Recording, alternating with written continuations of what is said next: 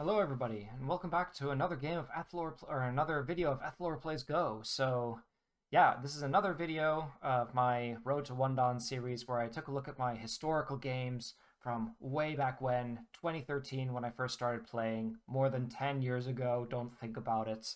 And yeah, so this is another game that I have at, it's supposed to be at 19Q, but actually if I look at the rank here, it looks like it's 18Q instead. So once again, I am moving up the ranks somehow because there are a lot of mistakes in this game.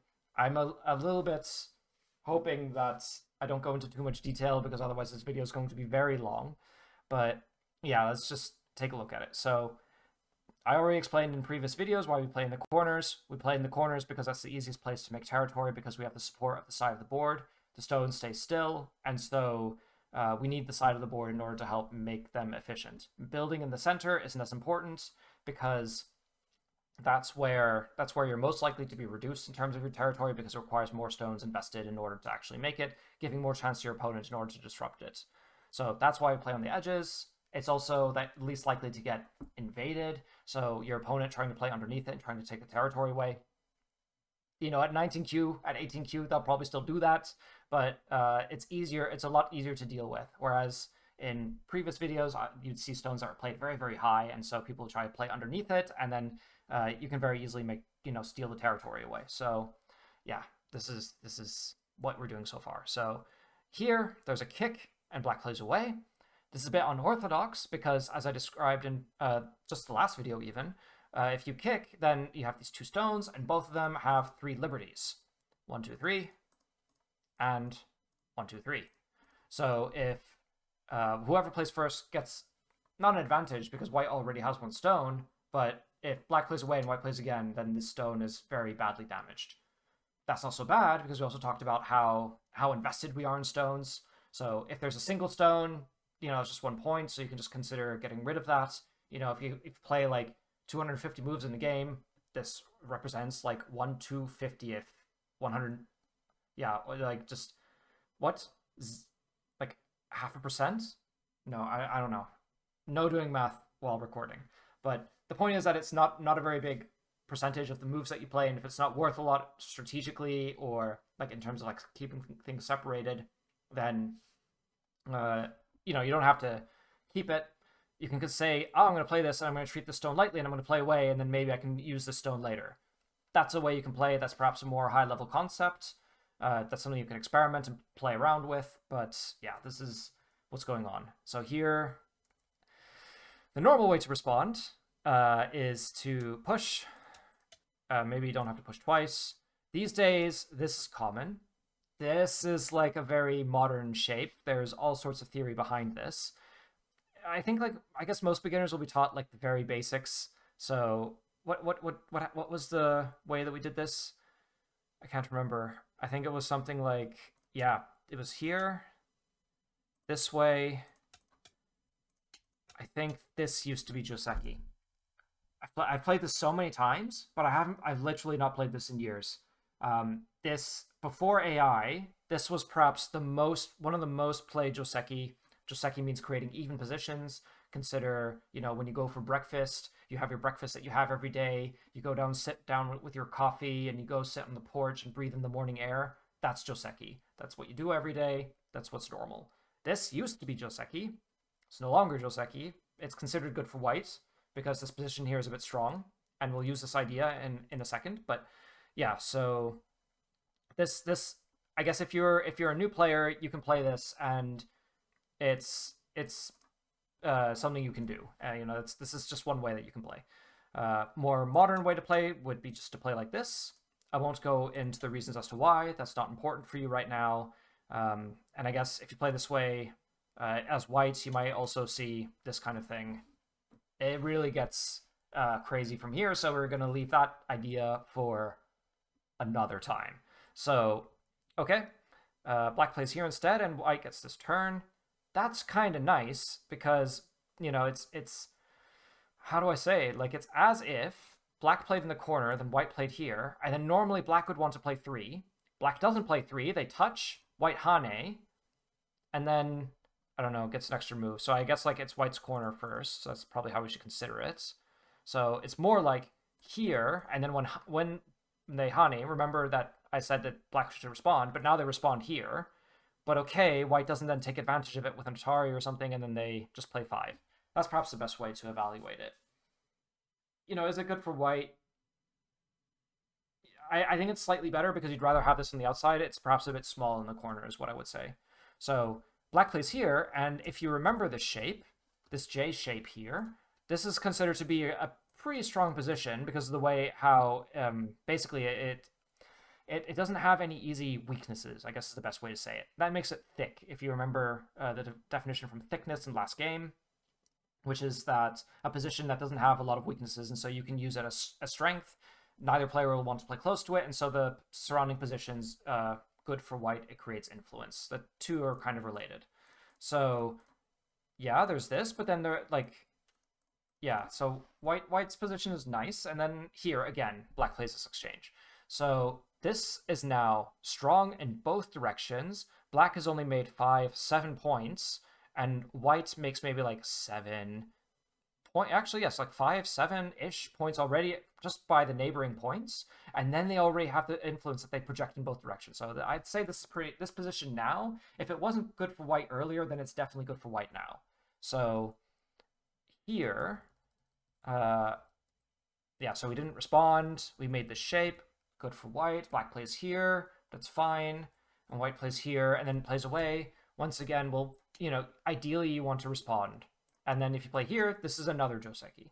I didn't explain this in a previous video, but the proverb used to be, it no longer really is.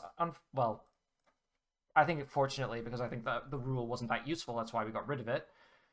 But I used to adhere to this rule so tightly, where here we have these 2 stones, and the rule is that from 1 stone you extend 2, and from 3 stones you extend from 2 stones you extend 3. 3 stones extend 4, and technically that pattern continues. But technically the idea is that if you play here, if you play further away, then if black tries to come in, then they might still be able to connect if they come around this way. But the idea is that white can handle it. What you don't want is to get disconnected. So imagine if you play like really far away and you play here, then it's really difficult to connect these stones. So this is why this is objectively too far away. The idea is that back in the day, if you played too close to this, you don't have to play this close. You could play further. So then people would say like, okay, well, this is what we'd call over-concentrated. You're playing your stones too close together, but this difference isn't that big. An AI might say that this is. It says this is basically the same thing. It doesn't complain about this at all. Basically, it does maybe like the tiniest bit, but. Yeah, so this is one of those proverbs that has fallen out after AI, basically. So the idea, here, if white plays here, what they're doing is they're treating the stone lightly. So if black plays again, then they'll just make this base here, extending, not easily being disconnected, and being able to maybe grab these points later, which helps them to make eyes. So this is called creating a base. So black doesn't do anything about this. White doesn't do anything about this. Black doesn't do anything about anything. They keep playing here. These moves, once again, they're a little bit slow. It's okay. It's not that big of a deal, but you can imagine, like, the issue with playing a lot of stones on the third, like I mentioned before, that you want to alternate low in terms of like third and high in terms of fourth line stones. You can think about it like cardboard. You want to make a strong structure. The idea being that if you have stones are on the fourth line instead, then that makes a little bit more territory. So if you imagine something like this, I don't know, like here. The idea is that having stones on the fourth line just elevates the position a little bit. Yeah, so here playing them on the third line, it leaves you vulnerable to being pressed down, and then white taking bigger space on the outside. Here, this move is a bit awkward because for this shape here, you can imagine the vital point is basically A, and the reason why is because if you play over here, it basically leaves a cut, and that cut can be annoying. Perhaps it's not so bad here, but then black will just play this way, and then there's this shape here where black is severing the connection. This is going to be a very long video if I continue at this pace. Black plays over here, and I think you might remember from previous videos that you can push here, and then there'll be many cuts, and here. So that, like, it's good to surround, but you have to think about the shape that you're surrounding with. And if you do it too fast, then you won't, the grasp, like imagine if you're trying to like, I don't know, what I'm thinking is like if you're trying to like grab a bee, and imagine if you like grab onto this bee very hard and you have only your hand, then it will sting you. But imagine if you had like a metal gauntlet and then you grab the bee, then the bee can't sting you. That's basically what's going on here. Here, the connection is too thin, and then the bee can sting, and they can break the skin and come out. Black doesn't break the skin and come out. Black plays away. Doesn't play something like this, or even like playing here, because now this pincers the group. So this would be interesting. Doesn't do any of that. Comes over here, and now there's this invasion. And it's a bit awkward to know what white does now. You might try and go for the surround, but because there's this weakness here, it might not be as easy to do. But yeah, I mean, if the idea is that if black plays in white's area and plays very deeply, then white should try and surround black. So white doesn't do that. White plays underneath, and black can just say, okay, well, whatever, I'll like press on you and come out maybe. But yeah, it doesn't do that. Makes the cut, plays this cut. What black can do is play this one. And you might say, oh, well, what about if white surrounds? And the reason why not is because black captures. So black, it's interesting. I have some problems recently called like defending reveals weakness. And so here, it reveals white's weakness. White has to play again. Maybe this would be better, but it leaves this forcing move. So white should play over here. But the trouble is that it allows black to play A later. But black doesn't have time. They'll come out. But they're also past not quite past the sector line. Maybe black can come as far as here. And then the sector line's over here. I love it because in just a couple of game reviews, I've like outlined like a basic way for you to play. Like if you're a new player and if you just follow the general ideas in these couple of videos, I'm sure you'll improve really fast. But so yeah, black plays this way and still has to connect. I think it's interesting because black can still just jump out. Black doesn't do that. I mean, you can get this forcing move. Now, this is where we talk a little bit about speed. Remember how we had the debates between like A and B? Well, technically, I didn't even think about this move because it's been so long. But remember, I'm black. I'm black in this game. No, I'm white. I forgot. Oh well. In either case, like we have the discussion here between these three moves, and this is about discussion of speed. We talked a little bit about heavy, thick, like these are shapes which are dense. One thick is positive in the sense that it creates influence. It creates a position that the opponent doesn't want to play around, whereas heavy creates shape that is a burden and that you have to defend and that you have to invest resources into when you don't want to. You've like over-invested into a position. So here, ABC, A is too slow because white can now just cap this, and this is a kind of like a similar concept to the elephant eye shape from the last video. So the idea here is that you just continue to surround. And the shape here is very strong, so it's not looking good for black, basically. So this is too slow. You might play here instead. White might try this. Black might have a little bit more opportunity, but it's difficult. So that's too slow. Maybe black can play here. If white tries to surround, now black is comfortable. Can white cut?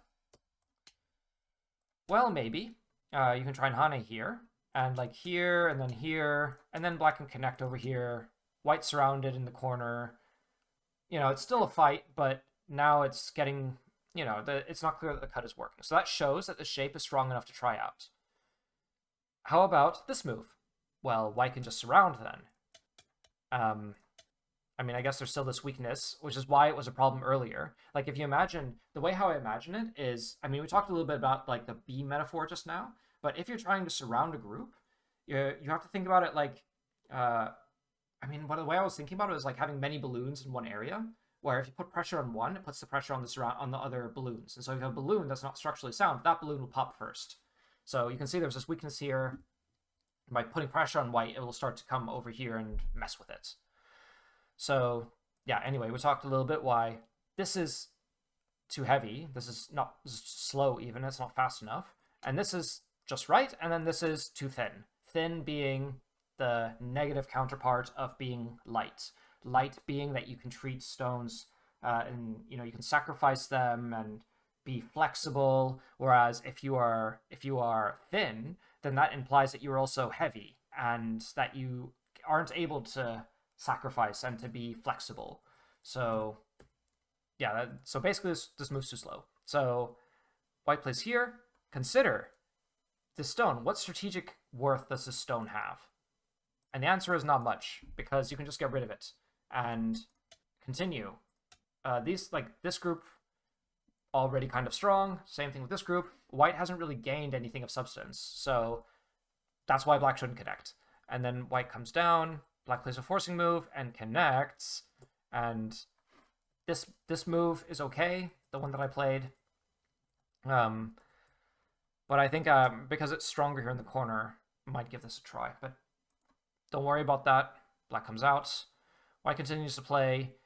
And here this is interesting, because here white has a strong position, and that justifies actually playing, like I said here, that white can't come in between black stones. And so normally white shouldn't do this, but here white is thick, and thickness justifies playing moves that you might not otherwise be able to play.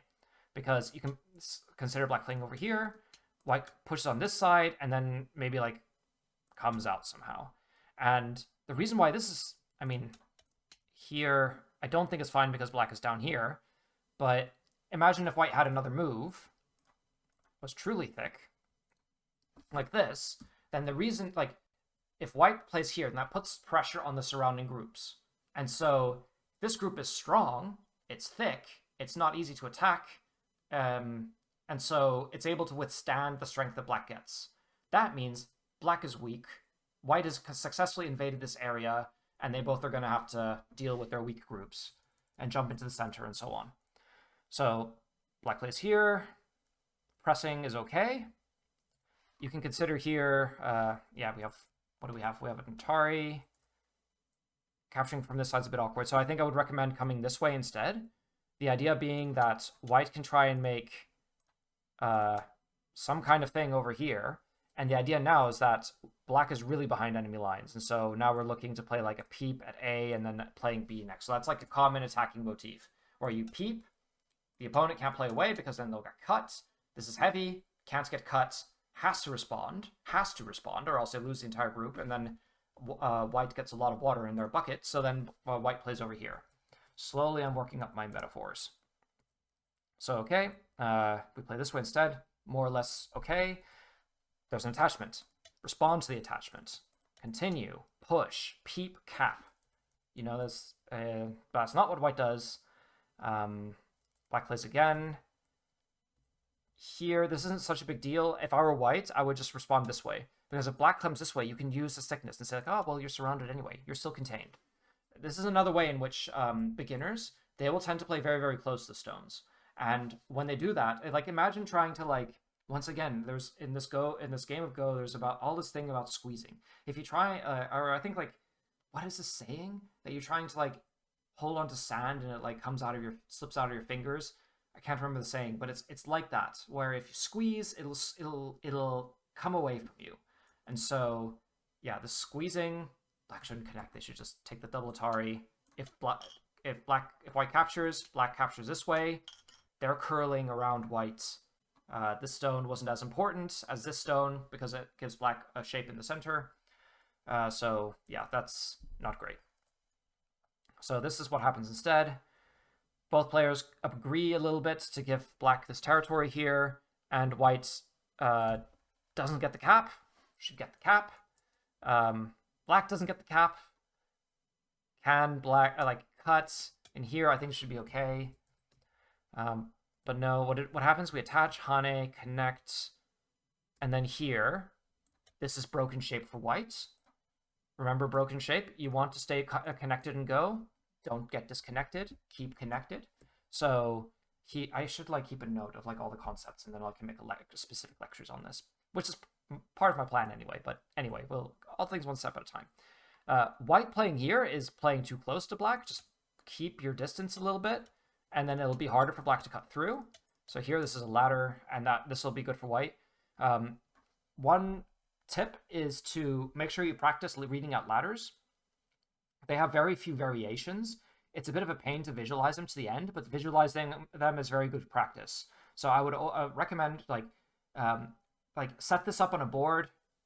Maybe not this position, but in any of your games where there's a ladder, like have the ladder, and then randomly put stones onto the board, and then read out the ladder again, see how the stones change the position. And if you do that many times, then that can help you to practice it. And yeah, because ladders are so easy to read out, you should basically never get them wrong. And I think I've said in previous reviews that if you're good at this, then you will win games just because you can read ladders. Because your opponents will not, and then they will do it, and then they'll get bad positions.